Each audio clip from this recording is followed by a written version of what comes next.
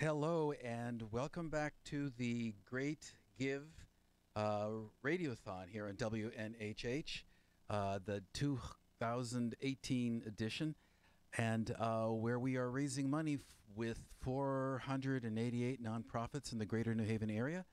And we are, of course, spearheaded by the Community Foundation of Greater New Haven. And you can go to thegreatgive.org. And you're encouraged to go there and then put in one of the many organizations, cultural, political, health, educational, that you would like to support during these important 2 days in May. And we have in the studio one of those organizations that I think might not be as well known to people as it should be. It's the Kids of America's Heroes. And Maria Phillips and Jason Burke are here to tell us what it's all about. So take it away, Maria. Kids of America's Heroes is a locally run, locally established 501c3 who advocate on behalf of military-connected children, connecting them to their community. And one of the ways we connect children to their community is through a platform we call Bear Hug. Bear Hug is sending a care package out to children whose parents are currently deployed, serving overseas or even locally, but are no longer in their households. And these children have the opportunity to receive a gift every single month during their parental deployment. It's 12 Bear Hugs. If they're gone for 12 months, it is 12 Bear Hugs. So this is kids in the state of Connecticut or a general area? Tell us. The majority of the children that we have are from the Connecticut National Guard. Connecticut National Guard. As the Guard gets ready to deploy, we attend, as we will be doing on Saturday of this week, a pre-deployment event where children, their parents can sign them up for a Bear Hug. And it's all confidential. And then as soon as the parent has gone, that child will receive a monthly package that includes about 3 or 4 items, a note from a child, a civilian child, telling the child that they appreciate the military child sacrifice, and it's shipped off to them every single month. Yeah, and it's age and gender appropriate. So, we collect items and sponsor items that, for a boy or a teenage boy or a child or a toddler, we have those appropriate gifts that go out to those children. And it's our way of connecting those children to the community, because it's not just about Iraq, Afghanistan, which we still have troops deployed, but also, natural disasters where National Guard members leave the community and go, say, to Katrina in New Orleans, or to New Jersey, or wherever there's a natural or man-made disaster. They may be gone 6 months, and we want to ensure that the community, those children, those families, stay connected to the community. So the deployments could be for six weeks or 6 months or 6 years. I would assume they're not time. Right. Usually they're anywhere from 6 months to a year. The Army deploys along with the National Guard. Army National Guard deploy, especially for contingency ops, which would be Iraq, Afghanistan, maybe Horn of Africa for a year. Navy, the Navy deploys. They've been deploying since 1775. Not 365, 365 days a year. As I remember, Jason, you're a Navy guy, I right? am, right? So it's not all about soldiers. Although soldiers and Army, National Guard, really their rotation cycles, turnaround cycles have been pretty hefty, and the ops tempo has been high for them. So I'm curious, how do you get the age-appropriate letter to accompany? I love the kind of pen pal quality you described in the Bear Hug. Who writes the letters from, I guess, a peer, an age peer, about thanking the kid for lending their parents to our country? We have schools across the state of Connecticut who have been helping us out in writing letters. And anytime we go out on an event for Kids of America's Heroes, we ask everyone to participate. So we come out with a slip of paper, in this size, and across the top it says Bear Hug, and you write a letter, color it in, we bring crayons along with us, and then we take those letters and they're shipped off to the children. Now, you told me before we entered the studio that this is a new program of Kids of America's Heroes. It is. So what prompted it, and how did you serve the kids before the bear hug? Well, let me go with what prompted it. There was a young lady by the name of Campbell Kinsman who founded a nonprofit at the age of 13 called Bear Hug LLC. And she saw it as a class project and put it out, for her class, and then realized, wow, she has no military ties, no military connection. It was just something that was a passion of hers because she kept hearing about all the happy homecomings when parents come home from being deployed. And she wanted to do something to give back. So she did some research and found that there was depression and loneliness suffering in kids whose parents are deployed. Well, Campbell had all the right makings to make this a huge success, but she couldn't access names. They're very hard to, Jason can speak on this much better than I. People aren't apt to give you a telephone number, a name, an address, etc. So it was hard for Campbell to come up with where these children were and how to get a hold of them.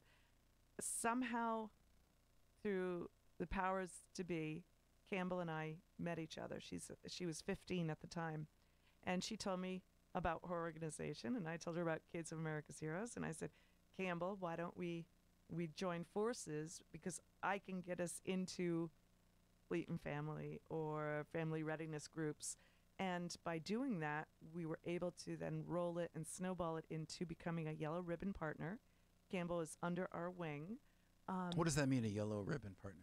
We've been cleared. Jason. Yeah, it's different from what people might know yellow ribbon with the VA benefits for education. It's completely separate of that. The National Guard use that as a extension tool to families to be part of the deployment cycle and stay in the loop. So it's really an advocacy from those commands of deploying troops to stay in touch with the families through ombudsman, through what we're doing with bear hugs, through ongoing information and outlets for those families. So it's kind of the official blessing of the military for the work that's being done? Correct. And they'll have other advocacy groups show up to the event that are part of that yellow ribbon family that the Army National Guard, for example, in Connecticut, pull in to give certain outlets and information and resources to those families that are left behind while their loved one is deployed. So how did I think I asked you a question with two parts? I think you answered the first part, but not the second. Oh, I'll be more than happy to. Right, you told me you were a former radio person, so radio. We remember this. Okay. So the other portion of it is, and it is still an ongoing effort, is we'd like to have student liaison officers in every school district in the country. And we're starting small. What you find around base, like in New London, there are people who are psychiatrists or therapists who are specifically trained in the plight of a military child. And they're funded through Impact Aid to go into the school systems around New London base, so Groton, Waterford, Norwich. When you get outside of that little radius, there is no student liaison officer to come to your school and help advocate for you.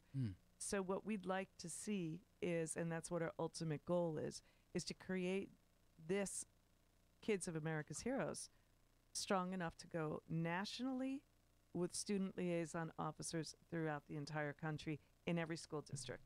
But we're starting here in Connecticut. We are starting right here in Connecticut. And the Kids of America's Heroes that you can donate to and make this massive expansion over the next years happen by going to thegreatgive.org and putting in Kids of America's Heroes.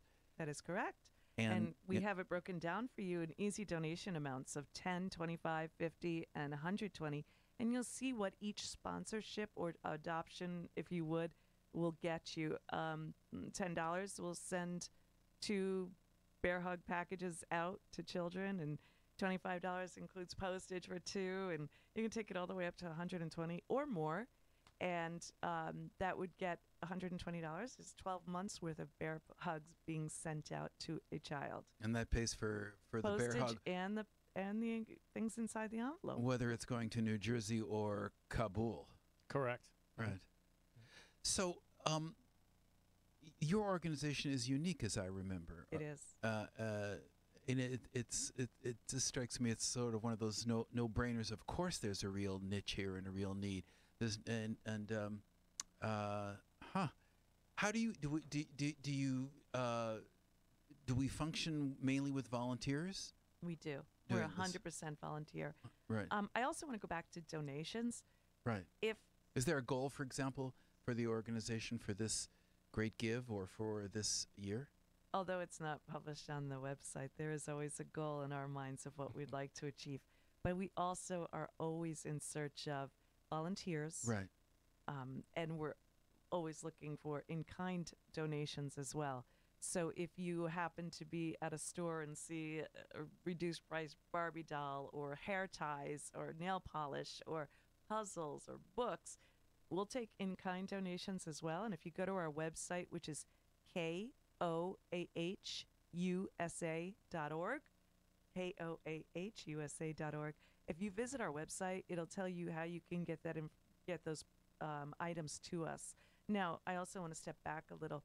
Our care packages are not going to Jersey yet, although some of them have been sent out to Camp Pendleton, 900 of or 700 of them, and then another 200's going out soon.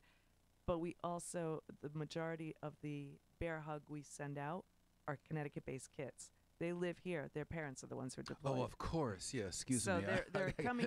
I lost bear my hug, job. Not on the That's Cobble, okay. really. Lost my Unless the geography kid's there. there, which would be very simple. Right. Yeah. So Right. so Let's hope not. these Right. children are right here in our community. That's They're right. here in New Haven, Hampton, North Haven, Cheshire. They're Right. here. They're in the valley. They are. Right. Their parents are the ones who are deployed. And we're talking about kids from like 1 to 17. Is that 1 the to range? 17, correct. Yeah. So how many kids are involved with the organization, and how does it play out in terms of little ones or middle ones, big ones? The split is even, and how we divide it up is pre-K kids, and then K to second grade to fourth grade to sixth grade to eighth grade, and then high school students. So that's how we know what goes into each package. And our team, we're 12 strong, will sit down in a night and bang out 150 packages that'll be shipped out. Recently, Campbell Kinsman, who we talked about before, Right. bought a postage machine for her home and takes everything back. She lives in Fairfield County and takes everything back to home and stamps it because the post office was getting overwhelmed with our deliveries. So we had to do it that way. Currently, we have 90 packages going out this month. Wow. And as of Saturday, we probably will double or triple that number. Mm. So Yeah, a lot of those were donations. Actually, there's some in my trunk right now. But we could always use more funding, obviously, for the volume. Just imagine, there's a platoon or a company going out that's 120 individuals and average of 1.5 children per family. That's a lot of packages per month for Right. us to do just for that one command going out. So as we try and expand, we're going to need that increased funding and support system to expand outside of Connecticut and outside of the counties that we're currently serving. And postage is not cheap. It runs us anywhere from, depending on the package and what's inside of it. I mean, if it's lightweight things, of course, it's going to be a lot less. Mm. But postage is about $7.50 for a Right. package, up to $10.50. So So how many years has the Kids of America's Heroes been functioning? we were established on September 5th. I'm 11th, sorry, yeah. September 11th, 2015. 2015. This is our third year here. Right. It is. So And wait, can I just say one more oh, thing? of course. This was all funded from my father's benefits. He served in World War II as a navigator on B-17s. Mm. He passed away in 2012, and as an honor to him, the money from his life insurance policy which wasn't a lot, and divided by 4 from World War II was used to fund this project. So Divided by 4, you mean your my sibling? siblings, they didn't take it and invest it into this. I'm the only one who invested into this. What a wonderful tribute. Thank you. Did he know what was going to happen? He didn't. Uh, No. yeah. So did you grow up hearing tales of the military in World War II and B-17s? Yes and no. I heard all the good stories Yeah. for most of my life. You know, the happy times, meeting up with his brother who was in the Navy in the Pacific and seeing him, and also seeing his brother who was he did recon from this. He was actually right near my father. So I heard the good stories until the movie Memphis Belle came out, which you may be familiar with. I believe the pilot and this was here in Woodbridge, Connecticut. The story was written about a pilot from here. My father saw Memphis Belle, and it brought back horrible memories. Is that right? Because So it was what we today call PTSD. At that time, first in World War I, it was shell shock. By World War II, it became battle fatigue, and it wasn't identified as post-traumatic stress disorder until Korea. So, and then from there forward, that's where we are. you saw the film with him, and Yeah, we watched it at home. So it had already come out in the theaters, Right. and we rented, the tape from whatever video store it was at the time, and watched it. And we thought it would be great. Hey, Dad, look! And he watched it, and it wasn't good. yeah. Jason can speak more clearly on things like that because he witnesses more of that side of what goes on with PTSD and TBIs, for that matter.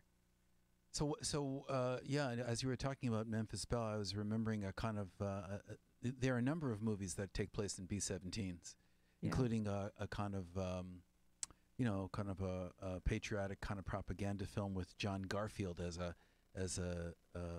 tail gunner or something like that on a B-17. He's got an attitude. He's not part of the crew, but he 12 comes. o'clock high? There's one No, with The 12 o'clock Cary high Grant, I is I love Twelve- Cary Grant. 12 o'clock. No, Gregory Peck. Gregory love Peck, Gregory excuse Peck. me. 12 o'clock high is the 8th Air Force in England. Yeah, the daytime raids. The daytime raids. My yeah. dad was in the lead plane on the 401st Bomb Group. So, the B-17s made a formation like ducks, and the lead plane was the one that would probably get hammered the worst. So he had his 25 missions and survived? No, and he had more than 25. Yeah. He did additional missions over Belgium and France, and he did survive them. Otherwise, I wouldn't be here because I was not born pre-World War II. No, I gather. So, I might be old, but You I'm do, not you look that great. old. no, I also grew up with my father and his 7 brothers and their war stories, including my one uncle who was actually a military doctor with the 8th Air Force in England. And the stories he told were so harrowing. He told 1 or 2, and that's about all he could do. I assume that that you heard something growing up, and your relationship with your father was obviously a big part of your decision to form the organization. But why? It was to honor him that you helped set this up. Yes, I realized that I wasn't the only person in the world that may have had a parent who was suffering from TBI or PTSD as Right. we know it today. Right. And doing research, Jason and I started speaking, and we realized it wasn't just the Jason, I'll let you go into it because you can speak better on this No, than I. there are entities, many, Wounded Warrior Project, Hire Our Heroes, and there should be many entities that support the veterans, support the military, whether they're still active duty reserve, National Guard, and as they get out of the military and look for jobs or need health care and need linkages with the community. We didn't find one entity that supported children that go through that. I have 2 daughters, and there were some definitely emotional issues, not just me going to Afghanistan, but just going on deployments with the Navy, just being gone for that long, having a single parent there. Many deploy, their children are given to grandparents for single parenting. Nothing, unless the only, and I'm going off track, and Maria's going to kick me under the table, but the only No, you're never off track. Not here. You're the not. only way of getting out of a deployment is if you are a head doctor running a ward at a hospital, like if you're a chief surgeon or something like that. You As, can't- a you ca- as a reservist, or Right. as a reservist. So You can't say my kids need me here. there's no that's not a Right. reason to get out of a deployment. So There's many, been stories be of single- women or even fathers who have gone AWOL because they couldn't bear to leave their child. So we are here on the Great Give, the 2018 edition, talking with Maria Phillips and Jason Burke about. We began. It's the Kids of America's Heroes, and we began talking about bear hugs, packages sent to kids, and now we're talking about trauma, and these things are related. So this organization, we're not dealing just in cutesy things. We're dealing in serious family stability issues. Correct, Jason? they are, and kids are tough, right? They're children of warriors that go and they absorb some of that warrior culture. So if they want to seek help, the family wants to seek help, they may not go to the installation as a sign of weakness. They may not use, for example, Fleet and Family Services in Groton because they don't want that stigma of not being able to handle the deployment. But with that said, there's a lot of groups that are support groups like Ombudsman and other family members that are in the same situation around those military installations. And they still need bear hugs and COA to support them in the local community and the schools. But the military's been using its reservists and National Guard like no other time in its country since 2001. And they're really the meat and potatoes of what we're looking out for with the reservists that are in the mid-Atlantic states or in Michigan that are in a unit out of Maryland or out of Connecticut, and they need that support. And you can give that support by going to thegreatgive.org and calling up Kids of America's Heroes. Now, I would be remiss to conclude. We're winding down here with this segment without asking you if you are able to perform a ditty or whatever appropriate to